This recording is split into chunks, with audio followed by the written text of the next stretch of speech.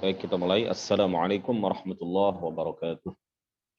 Ila asyrafin nabiyyina Muhammadur Rasulillah sallallahu alaihi wasallam wa alihi wa dhurriyyatihi wa azwajihi wa ahli baitihi al-kiram wa ila arwahi ikhwanihi minal anbiya'i wal mursalin was-sahabati wat tabi'in wal awliya'i as-salihin wal ulama'il 'amilin wal malaikatil muqarrabin wal mujahidin fi sabili rabbil alamin وإلى المصنفين المخلصين ونخص خصوصا إلى سلطان الأولياء الشيخ عبد القادر الجيلاني والإمام أحمد الرفاعي الكبير وسلسلة رجال الطريقة الرفاعية وسلسلة رجال الطريقة القادرية وسلسلة رجال الطريقة النقشبندية وسلسلة رجال الطريقة العلوية وإلى أرواح المسلمين والمسلمات والمؤمنين والمؤمنات من مشارق الأرض إلى مغاربها برها وبحرها خصوصا آبائنا وأمهاتنا وأجدادنا وجداتنا ومشايخنا ومشايخ مشايخنا وأساتذتنا وأساتذة أساتذتنا ونخص خصوصا إلى شيخ مشايخنا الشيخ عبد الله الهرري والشيخ نزار حلبي والشيخ محمد هاشم أشعري والشيخ عبد الوهاب حسب الله والشيخ بصري شمسوري والشيخ عبد العزيز مشهوري والشيخ عبد المهيمن نور وسائر مشايخنا وأساتذتنا ونخص خصوصا إلى مؤلف هذا الكتاب الشيخ سالم بن عبد الله ابن سمير الحضرمي وإلى أولادنا بنية أن يجعلهم الله الصالحين والصالحات وإلى تلاميذنا وتلميذاتنا بنية أن يجعلهم الله الصالحين والصالحات وإلى من فتح ونشر الإسلام في هذه القرية وبنية التوفيق والتيسير وبنية قضاء جميع الحاجات والديون وبنية الشفاء والنصر على الأعداء وقبول الدعاء ونيل كل سوء ورؤية الرسول وشفاعة الرسول ومرافقة الرسول في الآخرة ولرضاء الله الفاتحة. أعوذ بالله من الشيطان الرجيم. بسم الله الرحمن الرحيم. الحمد لله رب العالمين الرحمن الرحيم مالك يوم الدين إياك نعبد وإياك نستعين اهدنا الصراط المستقيم صراط الذين أنعمت عليهم غير المغضوب عليهم ولا الضالين آمين. بسم الله الرحمن الرحيم.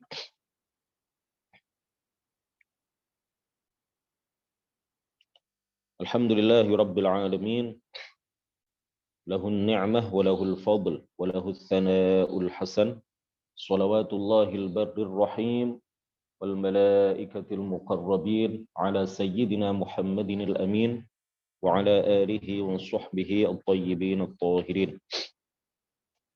رب اشرح لي صدري ويسر لي أمري وثبتني على الإيمان. اللهم لا سهل إلا ما جعلته سهلا وأنت يا حي يا قيوم تجعل الحزن إذا شئت سهلا. أما بعد.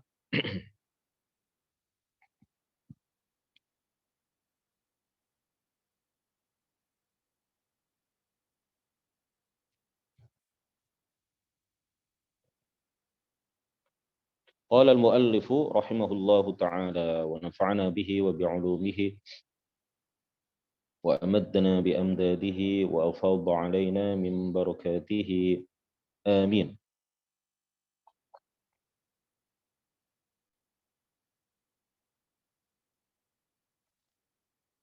Faslun, ay hadza faslun, ini adalah sebuah pasal. An-niyyatu qasdus syai'i muqtarinan bi fi'lihi wa mahalluha al-qalbu wat talaffuz biha sunnatun wa waqtuha 'inda ghasli awwal juz'in min al-wajhi. An-niyyatu niat. Niat itu secara bahasa adalah al-qasdu. An-niyyatu lughatan hiya al-qasdu, menyengaja. Sedangkan secara istilah niat adalah qasdus syai'i, muqtarinan bi fi'lihi, menyengaja sesuatu berbarengan dengan melakukannya. Menyengaja sesuatu qasdus syai'i muqtarinan bi fi'lihi, berbarengan atau bersamaan dengan melakukannya.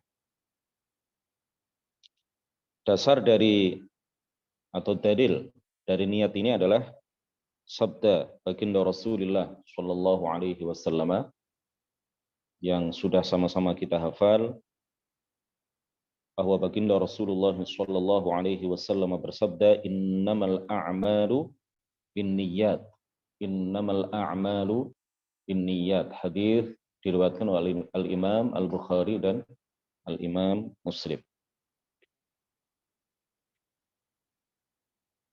Jadi niat ini penting.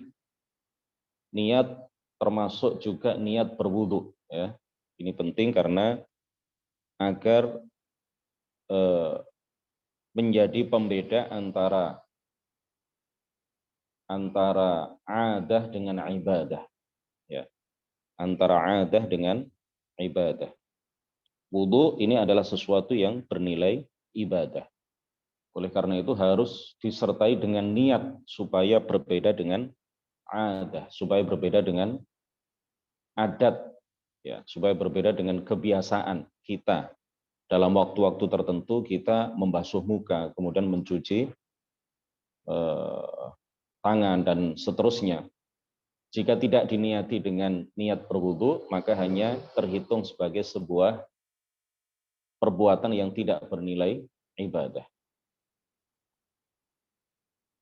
Wa mahalluhal qalbu, tempatnya niat itu adalah hati. Tempatnya niat adalah hati. Oleh karena itu, seseorang yang berniat secara lisan, sedangkan hatinya kosong dari niat, maka niatnya tidak cukup. Maka niatnya tidak mencukupi. Maka niatnya tidak terhitung, ya, tidak dihitung sebagai sebuah niat. Jadi niat itu tempatnya adalah hati, bukan di lisan.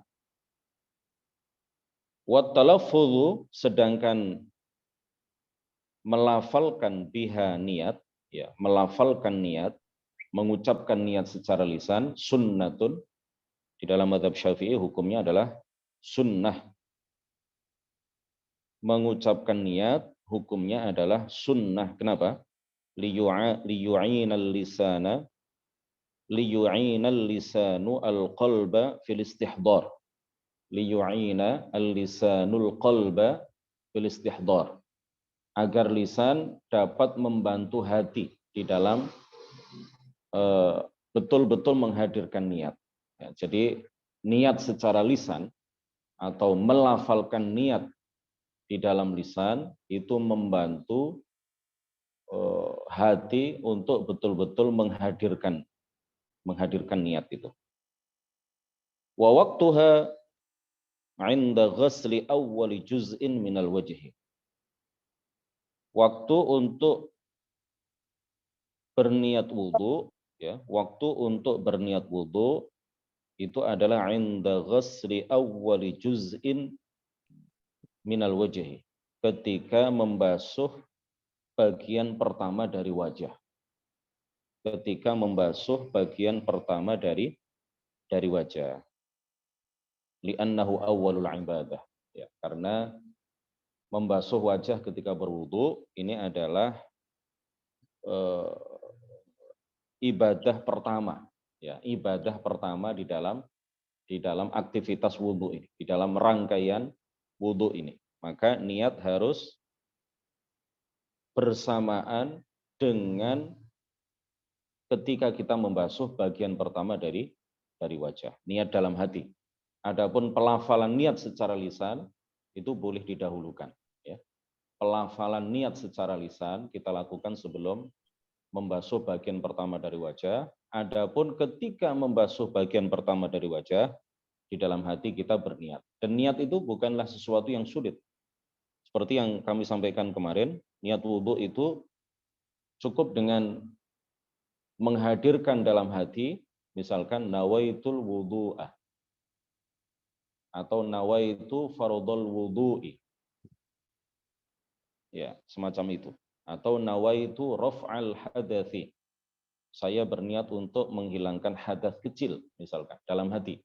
Tidak harus dalam bahasa Arab ya, menghadirkan niat dalam hati, saya niat berwudu itu sudah cukup. Saya niat fardhu wudu. Saya menyengaja untuk menghilangkan hadas kecil misalkan dalam hati. Ya, bukan sesuatu yang sulit.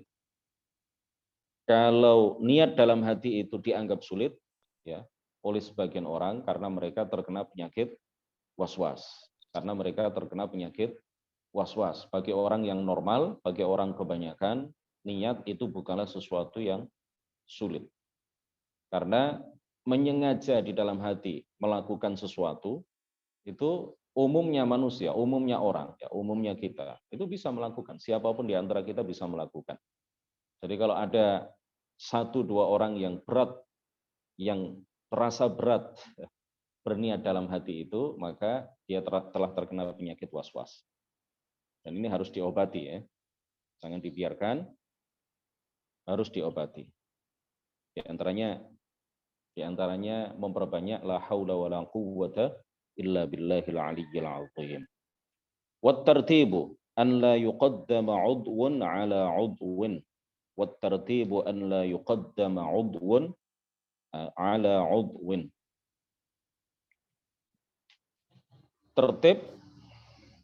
Tertib berurutan. Rukun wudhu yang keenam adalah apa? At-tertib. Apa yang dimaksud dengan at-tertib? Apa yang dimaksud dengan berurutan? An la yuqaddama, yaitu tidak didahulukan udwun.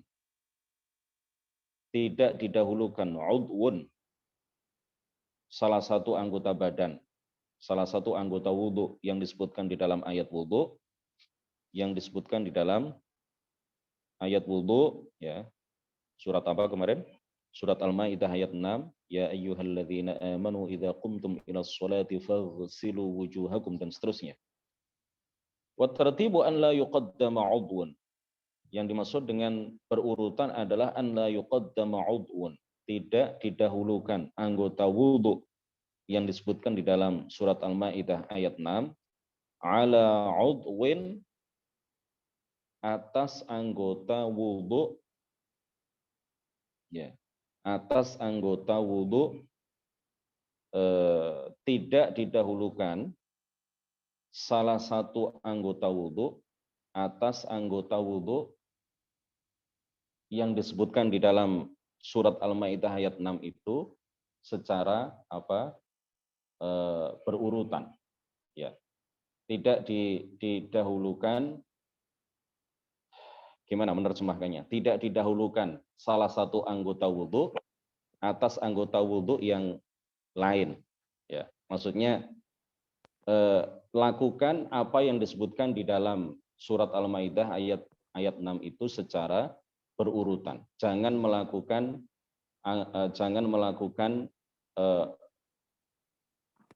beberapa yang disebutkan di dalam ayat wudhu itu tidak secara berurutan.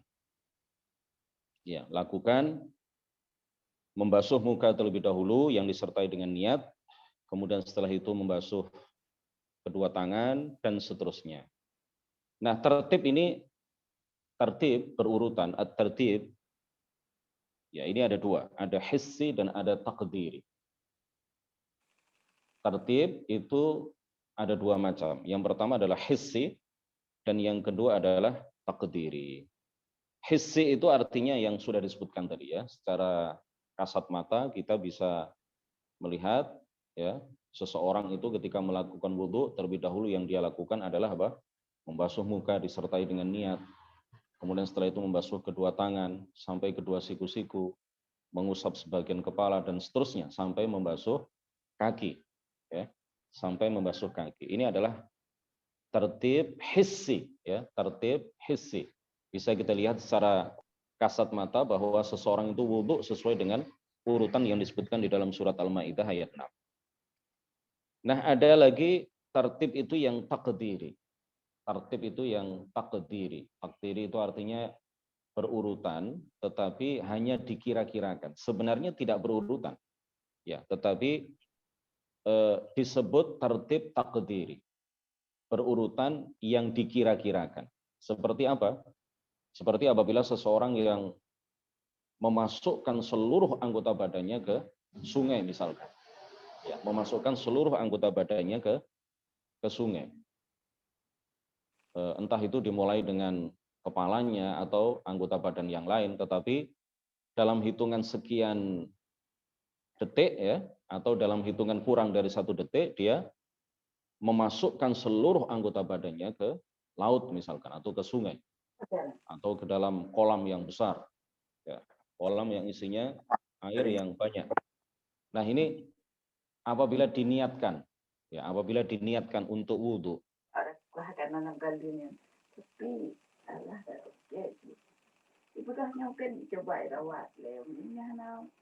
ditutup ya mikrofonnya.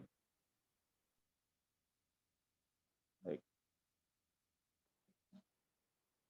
Nah, seseorang yang menyelam ke dalam laut misalkan, atau dalam hitungan kurang dari 1 detik atau dalam hitungan sekian detik dia menyelam di sungai, ya, dalam satu waktu menenggelamkan seluruh anggota badannya di kolam misalkan, atau di sungai atau di laut.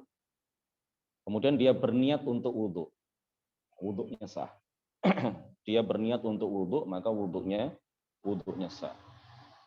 Nah, adapun rukun wudhu yang keenam yang disebut dengan berurutan, dalam hal ini atau dalam keadaan ini disebut sebagai at-tertib at-taqdiri. Jadi dia keluar dari sungai, dia keluar dari laut, atau dia keluar dari kolam yang airnya melimpah tadi, itu sudah dalam keadaan hadas kecilnya sudah hilang.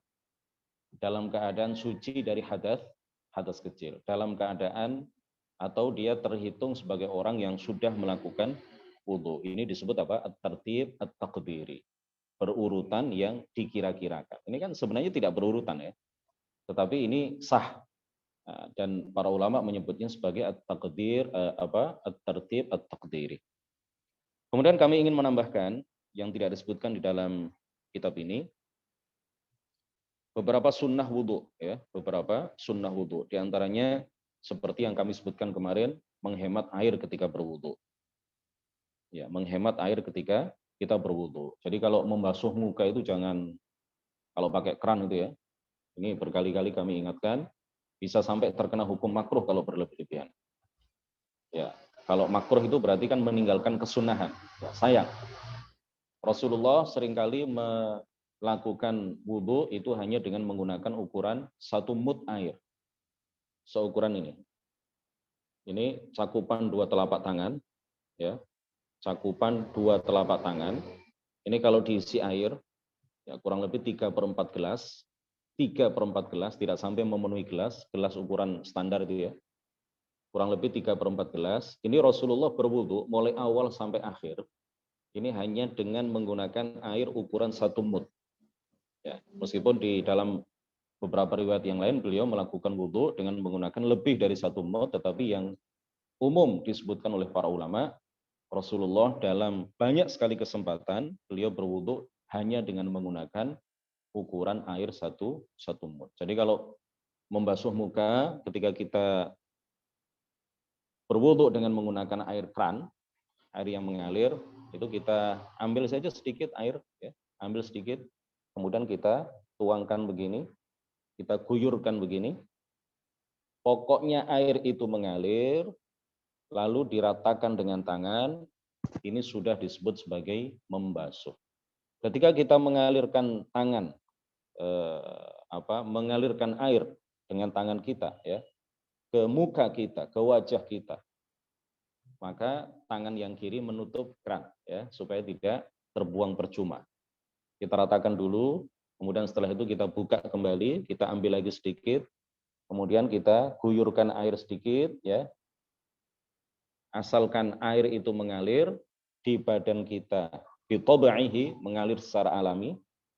Kemudian setelah itu kita bantu mengalirkan dan meratakannya ke seluruh wajah, maka hal itu sudah disebut sebagai membasuh, ya.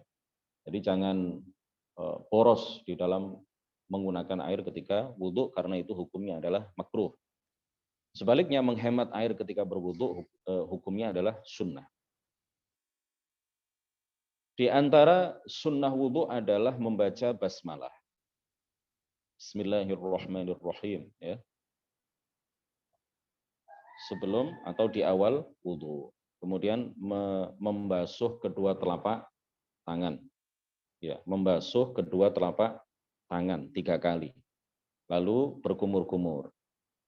Kemudian memasukkan dan mengeluarkan air dari hidung. Lalu takhlilul lihya al-kathah, menyela-nyelai jenggot yang tebal, ya.